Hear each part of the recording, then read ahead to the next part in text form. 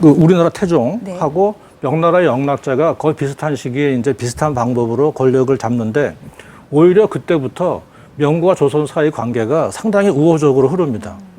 그 이유는 여러 가지가 있는데 가장 단적인 게 태종 이방원과 영락제 주태 이 두 사람이 개인적으로 친분이 있어요. 개인적으로. 그러니까 태조 이성계 때 우리 그때는 명나라 서울이 북경이 아니고 남경이었거든요. 그렇죠. 근데 그때 이제 사신을 보냈는데 왕자였던 이방원이 그 사신 일행을 이끌고 명나라 이제 남경까지 가는데 그걸 육로로 갑니다. 그러니까 북경을 통과하는데 당시 북경이 연 지방이고 주태는 연으로 와서 북경 지방에 와서 거기 연왕으로 있었죠. 근데 자기의 거대한 포부는 남경을 치는 거거든요. 그러니까 남경을 치려고 마음먹고 영락제 입장에서 볼 때는 조선이 후방이에요.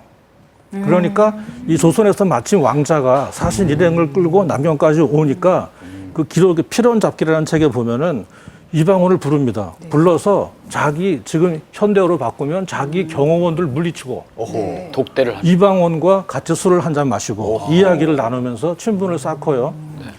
남경까지 가는 길에 주태가 같이 일부 구간을 동행을 하면서 계속 남경으로 갑니다. 이야기를 하면 나눠온 거. 그렇죠. 그러니까 실제로 나중에 이제 서로 권력을 잡은 다음에도 특히 태종 때는 말할 것도 없고 세종 때도 사신이 가서 이제 임무를 수행할 때 특히 영락자가 물어봐요. 니네 왕은 잘 있니? 요즘 어떠니? 네네. 이렇게 개인적으로 물어보죠. 그래서 이런 면도 어떤 개인적인 친분 플러스 저 지도를 보면 모든 답이 나온다고 볼 수가 있어요. 양면성이 있는데 우리는 이때부터는 북경하고 올인하면 되는 것이죠. 또 저기 베트남 같은 경우와는 다른 게 제국의 왕조가 바뀔 때마다 중원에서 베트남에는 꼭 군사를 갖다 보내요. 하다못해 뭐 몽골도 베트남을 침략했고요. 그렇죠. 나중에 청나라도 한번 베트남에 들어갑니다. 삼국 때도 7종8금이라고 그래 다 있었잖아요. 근데 이제 한 번도 안 들어와요. 그러니까 나당 전쟁이 마지막이에요. 근데 그것도 굉장히 좀 의문이 있는데 간단한 게 중국 사람들이 볼 때, 저 중원 중심으로 볼 때, 저 월남 지방은 자기네 땅이라는 인식이 강했어요. 그러니까 저 지방이 독립국으로 완벽하게 국제 무대에 등장한 게 한 10세기부터거든요. 그러니까 저기는 우리 땅이야. 근데 쟤네가 버틴기네. 그러면 군사 개입해야지. 그런데 거기에 비해서 당시만 해도 지도를 보면 조선은 저 남경이나 저쪽에서 중원 황하 유역에서 볼 때 조선은 말 그대로 해외예요. 그러니까 여기는 중화의 땅이 아니다. 그런 인식이 강했다는 거죠.